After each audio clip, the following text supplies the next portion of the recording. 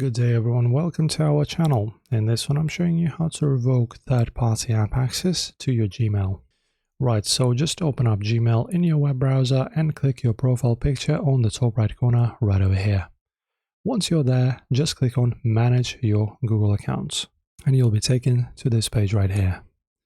In the left-hand sidebar, select Security. Okay, then guys, from this screen, just tap on Link tabs right onto Google Password. And in here, you can either choose the apps that you want to disconnect from your Gmail from the list, or you can just search the link tabs by name from this search bar. So say I just choose Asana, then I choose Delete All, and Confirm. Okay, as you can see, you're no longer using Asana with your Google accounts. And the Google account is connected to your Gmail account, so that also will mean that Gmail account is now also disconnected.